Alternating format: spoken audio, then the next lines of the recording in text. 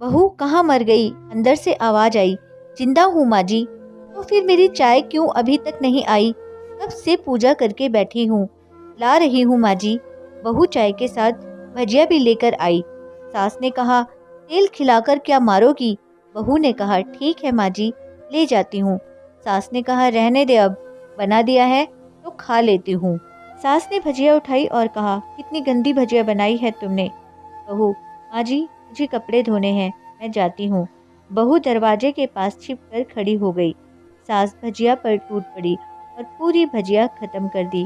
बहू मुस्कुराई और काम पर लग गई। दोपहर के खाने का वक्त हुआ। सास ने फिर आवाज लगाई, कुछ खाने को मिलेगा? बहू ने आवाज नहीं दी। सास फिर चिल्लाई, भूखे मारोगी क्या? बहू आई, सामने खिचड़ी रख दी। सास गुस्से से, ये क्या है? मुझे इसे नहीं खाना, इसे ले जाओ।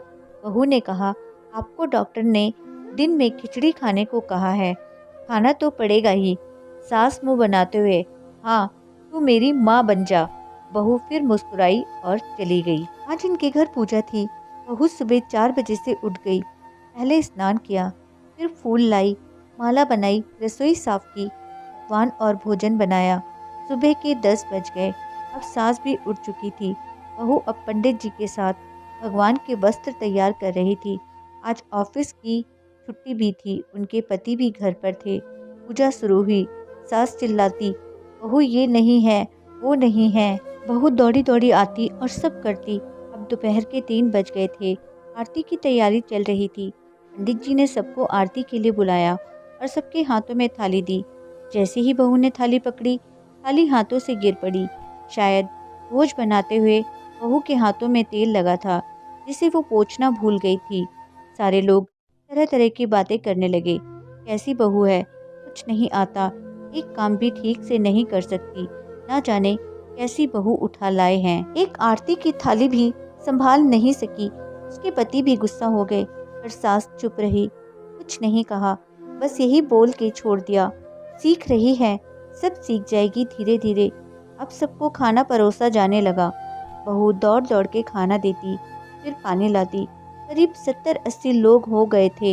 इधर 2 नौकर और बहू अकेली, फिर भी वह सारा काम बहुत ही अच्छे तरीके से करती। अब उसकी सास और कुछ आस पड़ोस के लोग खाने पर बैठे। बहू ने खाना परोसना शुरू किया। सबको खाना दे दिया गया। जैसे ही पहला निवाला सास ने खाया, तुमने नमक ठीक नहीं डाला क्या? एक काम ठीक से नहीं करती, पता नहीं मेरे बाद कैसे ये घर संभालेगी। आस पड़ोस वालों को तो जानते ही हो ना साहब, वो तो बस बहाना ढूंढते हैं नुक्स निकालने का। फिर वो सब शुरू हो गए, ऐसा खाना है, ऐसी बहू है, ये वो वगैरह वगैरह। दिन का खाना हो चुका था। अब बहू बर्तन साफ करने नौकरों के साथ लग गई। रात को जगराता का कार्यक्रम रखा गया था। बहू भी 1-2 गीत गाने के लिए स्टेज पर चढ़ी। सास जोर से चिल्लाई, मेरी नाक मत कटा देना, गाना नहीं आता तो मत गा, वापस आ जा। बहू मुस्कुराई और गाने लगी। सबने उसके गाने की तारीफ की, और सास मुंह फुलाते हुए बोली, इससे अच्छा तो मैं गाती थी जवानी में, तुझे तो कुछ भी नहीं आता। बहू मुस्कुराई और चली गई। अब रात का खाना खिलाया जा रहा था। उसके पति के ऑफिस के दोस्त साइड में ही ड्रिंक करने लगे। उसका पति चिल्लाता, थोड़ा बर्फ लाओ, तो सास चिल्लाती, यहाँ दाल नहीं है। फिर चिल्लाता, कोल्ड ड्रिंक नहीं है, पापड़ ले आओ। इधर उधर आखिरी में उसके पति की शराब गिर पड़ी उसके एक दोस्त पर और बोतल टूट गई। पति गुस्से में 2 झापड़ अपनी पत्नी को लगाते हुए कहता है, जाहिल कहीं की, देखकर नहीं कर सकती, तुझे इतना भी काम नहीं आता। सारे लोग देखने लगे। उसकी पत्नी रोते हुए कमरे की तरफ दौड़ी। फिर उसके दोस्तों ने कहा, क्या यार, पूरा मूड खराब कर दिया, यहाँ नहीं बुलाया होता, हम कहीं और पार्टी कर लेते। कैसी अनपढ़ गंवार बीवी ला रखी है तूने, उसे तो मेहमानों की इज्जत और काम करना तक नहीं आता। तुमने तो हमारी बेइज्जती कर दी। तो आस पड़ोस की औरतों को और बहाना मिल गया था। वो कहने लगी, देखो क्या कर दिया तुम्हारी बहू ने, कोई काम की नहीं है। मैं तो कहती हूँ अपने बेटे की दूसरी शादी करा दो, छुटकारा पाओ इस गंवार से। सास उठी और अपने बेटे के पास जाकर उसे थप्पड़ मारा और कहा, अरे नालायक, तुमने मेरी बहू को मारा, तेरी हिम्मत कैसे हुई? तेरी टांग तोड़ दूंगी। उसके बेटे के दोस्त कुछ कहने ही वाले थे कि उसकी माँ ने घूरते हुए कहा, चुप, बिल्कुल चुप। यहाँ दारू पीने आए हो, जबकि पता है आज पूजा है और तुम्हें पार्टी करनी है। कैसे संस्कार दिए हैं तुम्हारे माता पिता ने। और किसने मेरी बहू को जाहिल बोला? जरा इधर आओ, चप्पल से मारूंगी अगर मेरी बहू को किसी ने एक शब्द भी कहा तो।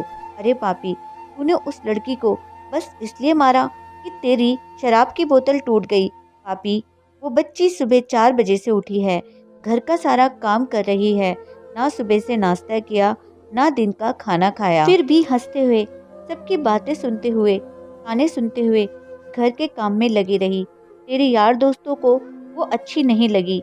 जूते से मारूंगी तेरे दोस्तों को जो कभी उन्होंने ऐसा कहा।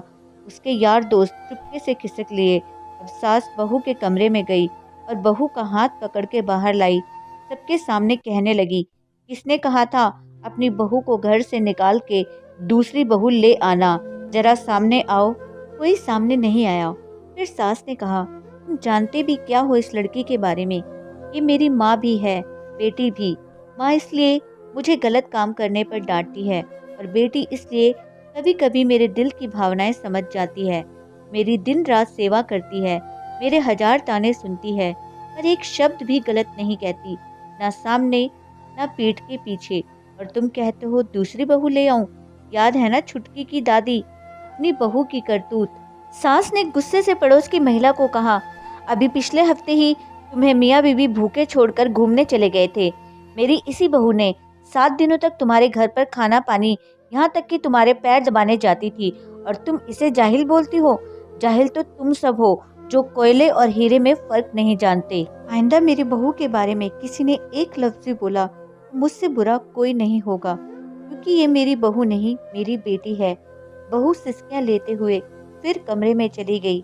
सास ने एक प्लेट उठाई और भोजन परोसा। बहू के कमरे में खुद ले गई। सास को भोजन लाते देखा तो बहू ने कहा, अरे माँ जी, आप क्या कर रही हो? मैं खुद ले लेती। सास ने प्यार से ताना मारते हुए कहा, मत डर, इसमें जहर नहीं है, मार नहीं डालूंगी तुझे। तुझे नई सास चाहिए होगी, पर मुझे अभी भी तू ही मेरे घर की बहू चाहिए। बहू ने अपनी सास को रोते हुए गले से लगा लिया।